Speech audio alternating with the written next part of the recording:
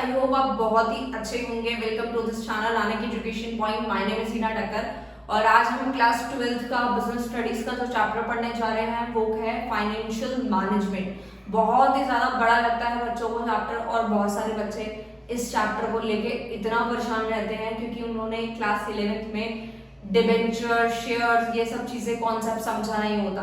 तो कोई दिक्कत की बात नहीं है, आप लोग यहाँ समझेंगे तो आप ऑलरेडी अकाउंट्स में भी पढ़ रहे होंगे। अगर आपने नहीं भी पढ़ा वो चैप्टर तो आप वो तो पढ़ ही लेंगे। तो चलो स्टार्ट करते हैं। चैप्टर बहुत आसान तरीके से मैं आपको समझाऊंगी, समरी की फॉर्म में समझाऊंगी। बड़ा आप लोगों से एक रिक्वेस्ट है कि आप जितना प्यार शॉर्ट वीडियो को देते हैं, लाइक करते हैं, कमेंट करते हैं, शेयर भी कर रहे हैं वीडियोस को, तो ऐसे ही आप लॉन्ग वीडियोस भी देखें क्योंकि लॉन्ग वीडियो देखने का बहुत सारे रीजंस है। इसमें मैं कुछ अपना फायदा नहीं बोल रही हूँ, बट कहीं ना कहीं जब आप सोच सकते हैं कि शॉर्ट वीडियो में आपको इतना सारा कॉन्सेप्ट मिल सकता है, इतनी सारी चीजें सीखने को मिल जाती हैं, वो भी कम टाइम के अंदर, तो लॉन्ग वीडियो में तो कितना कुछ सीखने को मिलेगा। तो यानी कि बहुत सारे बच्चे स्किप कर देते हैं वीडियो को, 1 मिनट भी नहीं देखते हैं। मैं ये इसीलिए ये चीज बोल रही हूँ क्योंकि मैंने ये चीज देखी है। इनफैक्ट आप लोगों को शेयर कर रही हूँ, ये चीज बता रही हूँ क्योंकि होता क्या है कि एक वीडियो बनाने के पीछे बहुत सारी मेहनत, टाइम, एफर्ट, बहुत कुछ लगा होता है। तो आप समझ ही सकते हैं कि जो इतने बड़े बड़े चैप्टर हैं, इतनी डिटेल में चीजें होती हैं, उनको कितने कम टाइम के अंदर आप लोगों तक पहुंचाने में बहुत मेहनत लगती है। तो आप प्लीज लाइक, शेयर, कमेंट करें, ज्यादा से ज्यादा वीडियो को प्यार दें और पढ़ते रहें। चलो, फाइनेंशियल मैनेजमेंट। फाइनेंशियल मैनेजमेंट का मतलब ही क्या है कि हमें पैसे को मैनेज करना है। मैनेज कैसे करना है कि पैसा कहाँ से आएगा, यानी कि शेयर होल्डर्स लगाएंगे या बाहर से लेंगे या कहाँ इन्वेस्ट करना है, रेट ऑफ इंटरेस्ट कहाँ से ज्यादा मिलेगा, कैसे क्या, ये सारी की सारी चीजें हमारी फाइनेंशियल मैनेजमेंट में आती है कि पैसों का मैनेजमेंट करना। इनफैक्ट फाइनेंशियल प्लानिंग भी फाइनेंशियल मैनेजमेंट का ही एक पार्ट है। तो चलो अभी समझ लेते हैं क्या है डिफाइन हमारी efficient acquisition and allocation of funds, कि पैसा कहाँ से आने वाला है, कहाँ से लेकर आना है, कहाँ इन्वेस्ट करना है, शॉर्ट टर्म पे करना है, लॉन्ग टर्म पे करना है, कौन सा रेट ऑफ इंटरेस्ट अच्छा देगा।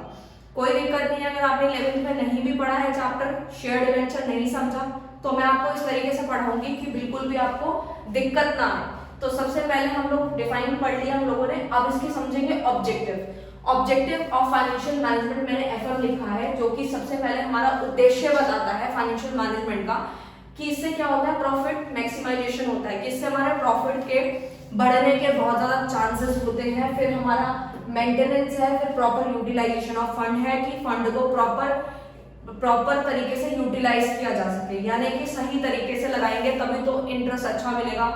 और अगर इंटरेस्ट अच्छा मिलेगा तो आप समझ ही सकते हैं कि प्रॉफिट ज्यादा होंगे, प्रॉफिट ज्यादा तो कंपनी की ग्रोथ तो आप समझ ही सकते हैं। तो देखो, फाइनेंशियल डिसीजन है, यानी कि हर एक फाइनेंस मैनेजर को ये 3 तरीके के डिसीजंस लेने पड़ते हैं। सबसे पहला डिसीजन होता है investment decision, and second one is financing decision, and third one is dividend decision. बहुत इजी है, बहुत ही इजी है। सबसे पहले है इन्वेस्टमेंट, ये भी नाम से ही क्लियर है, अगर आप पेपर में भूल भी जाते हैं तो आप वर्ड से भी समझ सकते हैं। इन्वेस्टमेंट यानी कि ये इन्वेस्ट करने वाला डिसीजन है, यानी कि 2 तरीके से इन्वेस्टमेंट हो सकती है। सबसे पहले डिसीजन कौन सी होती है, यानी कि हम लोग फिक्स एसेट पे इन्वेस्ट करें या करंट एसेट पे इन्वेस्ट करें। आप लोग क्लास 11 से पढ़ते आ रहे हैं कि फिक्स एसेट में क्या आता है और करंट एसेट्स में क्या आता है। जिनको नहीं पता है मैं फिर भी बता देती हूँ। देखो, करंट एसेट्स वो होती है जैसे कि बिल रिसीवेबल्स हो गया, कैश इन हैंड, डेटर्स, ये सारी चीजें हमारे करंट एसेट्स में आती हैं, जो कि हमारे डे टू डेज की यानी विद इन अकाउंटिंग पीरियड में जो हमारी करंट एसेट होती यही है कि जो हमारे अकाउंटिंग ईयर में कैश में कन्वर्ट हो जाती है। और फिक्स एसेट क्या होती है, जो हमारे लॉन्ग टाइम तक बेनिफिट्स देती हैं। तो हमारे पे डिपेंड करता है कि हम कहाँ इन्वेस्ट करने जा रहे हैं, हम शॉर्ट टर्म पे कर रहे हैं यानी फिक्स एसेट्स पे कर रहे हैं या फिर करंट एसेट्स पे कर रहे हैं। फिक्स एसेट मतलब कोई मशीनरी परचेज करनी है या फिर कोई टेक्नोलॉजी अपग्रेडेशन हो रही है उसमें खर्चा करना है, कोई न्यू बिल्डिंग खरीदनी है, कोई नया प्लांट खरीदना है, ये सारी चीजें हमारी लॉन्ग टर्म इन्वेस्टमेंट्स में काउंट होती हैं। यहाँ मैंने लिखा भी है, न्यू ब्रांच कोई खोल रहा है तो उसको फिक्स एसेट बाय करनी पड़ेगी, खरीदनी पड़ेगी। बजटिंग क्या होता है, बहुत सारे बच्चे यहाँ पे कंफ्यूज हो जाते हैं कि हमारे स्कूल में तो यहाँ पे इन्वेस्टमेंट की जगह बजटिंग डिसीजन लिखा है। तो मैं आपको एक चीज क्लियर कर देती हूँ, मैंने आपको 2 तरीके से बताया कि इन्वेस्टमेंट होती है, एक फिक्स एसेट और एक हमारी करंट एसेट। जब भी हम इन्वेस्टमेंट करते हैं लंबे समय के लिए यानी फिक्स एसेट के लिए, तो वो कैपिटल बजटिंग डिसीजन हो जाता है। नाम से ही क्लियर है, कैपिटल मतलब यहाँ पे इन्वेस्टमेंट ज्यादा होने वाली है, तो कैपिटल बजटिंग डिसीजन में काउंट होती है। अब यहाँ पे कुछ चीजें हैं जो हमारी डिपेंड करती हैं, यानी कि कौन कौन से फैक्टर्स हैं जो हमारे डिपेंड करते हैं इन्वेस्टमेंट डिसीजन के। देखो, हर एक ऑर्गेनाइजेशन अपने अपने तरीके से चलती है, तो वो उस ऑर्गेनाइजेशन के अकॉर्डिंग काम करती है। सबसे पहले आता है कैश फ्लो कैसा है, उस पर डिपेंड करेगा कि हम लोगों को जो हमारा फाइनेंस मैनेजर होगा वो सोच समझ के इन्वेस्ट करे, सारी प्लानिंग करने के बाद ही पैसा इन्वेस्ट करे, क्योंकि एक बार अगर पैसा लग जाएगा तो वापस नहीं आ पाएगा। क्योंकि फिक्स एसेट एक ऐसे होता है क्योंकि इसमें ह्यूज कॉस्ट लगती है, काफी ज्यादा टाइम लगता है और रिटर्न आने में काफी ज्यादा साल भी लग जाते हैं। तो ये सारे फैक्टर डिपेंड करते हैं हमारे इन्वेस्टमेंट डिसीजंस पे। तो सबसे पहला फैक्टर ही क्या है, कैश फ्लो है। कैश फ्लो क्या है कि बहुत सारे डिपेंड करता है कि फ्लो कैसा है, पैसा कहाँ से आएगा, फिर अगर लेट आएगा तो हमें डे टू डे रिक्वायरमेंट कैसे फुलफिल करनी होगी, रेट ऑफ इंटरेस्ट कैसा है, अगर एक प्रोजेक्ट में 10% मिल रहा है दूसरे प्रोजेक्ट में 15% मिल रहा है तो 15 वाले परसेंट को ज्यादा प्रेफरेंस मिलेगी। थर्ड है इन्वेस्टमेंट क्राइटेरिया, यानी कि रिटर्न कितना होगा, रिस्क किसमें सबसे ज्यादा है, यानी कैपिटल में ज्यादा है, यानी कि कैपिटल बजटिंग में ज्यादा है या फिर करंट एसेट्स में ज्यादा है, किस में ज्यादा, वो वेरी करता है कंपनी टू कंपनी। तो अपने अकॉर्डिंग फाइनेंस मैनेजर जो होता है वो डिसीजंस लेता है। सेकंड डिसीजन क्या लेता है, फाइनेंसिंग। फाइनेंसिंग मतलब क्या है कि किस तरीके से पैसा कहां से आने वाला है, पैसा कहां से आने वाला है, फाइनेंसिंग पैसा पैसा पैसा पैसा। तो इस तरीके से आप लोग इसको याद रख सकते हैं। वो गाना भी है, क्यों पैसा पैसा करती है, क्यों पैसे पे तू मरती है, तो वो आपने सुना होगा, आपके माइंड में वही चीज क्लिक हुई होगी, या फिर और भी कोई गाना अगर आया है माइंड में तो प्लीज कमेंट जरूर करना मुझे, क्योंकि पढ़ते पढ़ते फन करना जरूरी है। मैं अपने ऑफलाइन स्टूडेंट के साथ भी बहुत फन करती हूँ, क्योंकि पढ़ाई को एक बोझ नहीं बनाना, हमें मतलब फन करते करते अगर हम पढ़ेंगे तो हमें लगेगा नहीं कि कब टॉपिक खत्म हो गया और फन भी हो गया, सारी चीजें हो जाती है। एंड फाइनेंसिंग डिसीजन में आता है कि पैसा कहाँ से आने वाला है, क्या सोर्स है पैसा आने का। सबसे पहला है owner fund and second one is borrowed fund. ये भी owner fund and borrowed fund. Owner fund में क्या आता है कि ये मालिक का पैसा, जैसे कि मान लीजिए इसके भी अपने फायदे हैं, इसके अपने फायदे हैं, ओनर के अपने फायदे हैं और बोरोड फंड के अपने फायदे हैं। ओनर फंड का मतलब है कि हम लोग जो है मालिक का खुद का पैसा, बोरो मतलब बाहर से बोरो किया जाता है। अब बाहर से बोरो कैसे कर सकते हैं, डिबेंचर इशू कर दिए, बॉन्ड इशू कर दिया, लोन ले लिया, ये सारे बोरोड है, मतलब बोरो कर रहे हैं। और ओनर मतलब कि खुद का पैसा है। खुद का कैसे हो सकता है, जैसे कि मान लीजिए शेयर होल्डर्स है, इक्विटी शेयर होल्डर्स है, ये सारे के सारे क्या होते हैं, ओनर फंड में आते हैं। अब बात ये आती है कि दोनों के अपने फायदे और दोनों के अपने नुकसान है। वो डिपेंड करता है उस मैनेजर पे कि वो कौन सा डिसीजन लेना चाहेगा। यानी कि अगर वो ओनर फंड लेते हैं, ज्यादा अपना खुद का पैसा लगाते तो शेयर होल्डर को पैसे देने पड़ेंगे, प्रॉफिट का हिस्सा देना पड़ेगा। और डिबेंचर्स में क्या होता है, यानी बोरोड फंड में क्या होता है कि आपको एक रेट ऑफ इंटरेस्ट तय करना पड़ता है कि आपको उतना देना पड़ेगा। अगर आप उतना नहीं दोगे तो आपके लिए बहुत बड़ी दिक्कत की बात हो जाएगी, आपकी प्राइवेट एसेट तक बेचनी पड़ जाएगी बिल्कुल, लेकिन उसको वो क्लेम कर सकता है कि मुझे मेरा इंटरेस्ट नहीं मिला। ये सारी की सारी चीजें बोरोड में आती है। इसके भी अपने नुकसान है कि आपको इंटरेस्ट तो देना ही पड़ेगा, अगर आपने बोला है तो देना पड़ेगा। अगर मान लीजिए कि इन फ्यूचर वो नहीं दे पाता तो बहुत बड़ी दिक्कत की बात है। तो इसीलिए वो सोच समझ के यहाँ पर डिसीजन लेना पड़ता है। यानी कॉस्ट पे डिपेंड करता है, रिस्क मैटर करता है। अगर रिस्क देखा जाए तो बोरोड फंड में ज्यादा रिस्क है एज कम्पेयर टू ओनर, क्योंकि ओनर में इतना रिस्क नहीं होता, इसमें कोई पर्टिकुलरली बताया नहीं जाता कि कितना क्या मिलने वाला है, लेकिन इसके अंदर आपको बिल्कुल बताना पड़ता है। बट ओनर में भी अपना ही नुकसान है।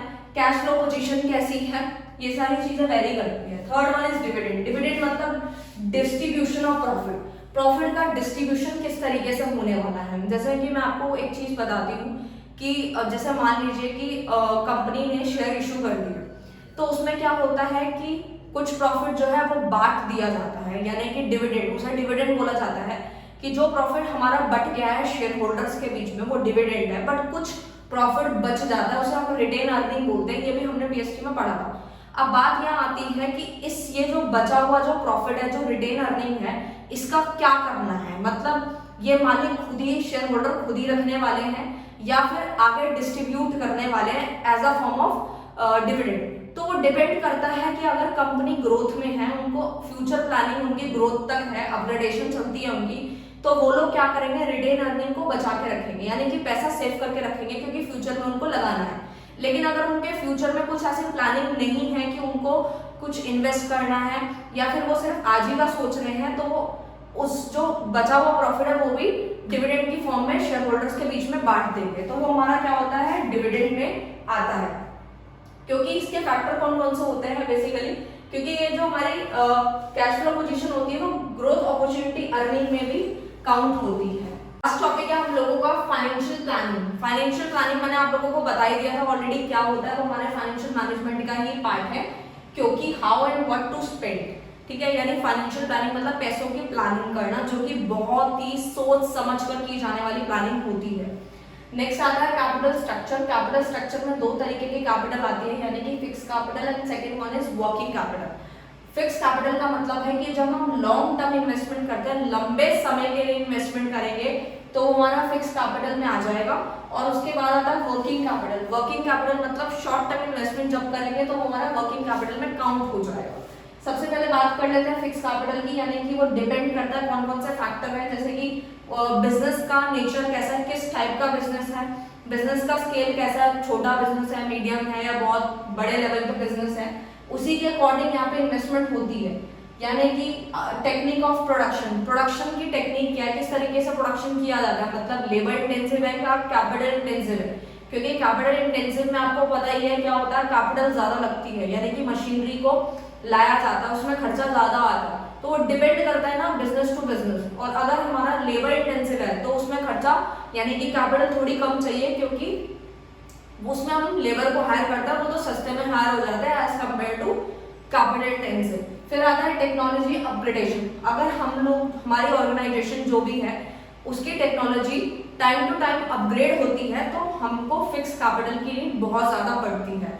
और हमें जैसे कोई फिक्स एसेट बाय करनी है तो हमें फिक्स कैपिटल यानी लंबे समय के लिए इन्वेस्टमेंट करनी पड़ती है, और वो हमारे नेचर ऑफ बिजनेस रिस्क सब पे डिपेंड करता है। वर्किंग कैपिटल क्या होता है, जैसे current asset minus current liability, आप लोगों ने अकाउंट्स में पढ़ा भी होगा कि जितनी भी आपकी करंट एसेट्स है उसमें से अगर आप करंट लायबिलिटीज हटा दें तो वो आपका वर्किंग कैपिटल का ही हिस्सा होता है, जो कि शॉर्ट टर्म इन्वेस्टमेंट में काउंट होता है। और इसमें आप ये सेम पॉइंट्स लिख सकते हैं 3 से 4, जो कि नेचर ऑफ बिजनेस, स्केल, इस तरीके से वो वेरी करता है organisation to organisation. I hope आपको ये समरी अच्छी लगी हो। मैंने शॉर्ट से शॉर्ट वीडियो में बताने की कोशिश की थी। अगर आपको वीडियो अच्छा लगे तो प्लीज लाइक शेयर कमेंट कर दीजिएगा। Thank you so much.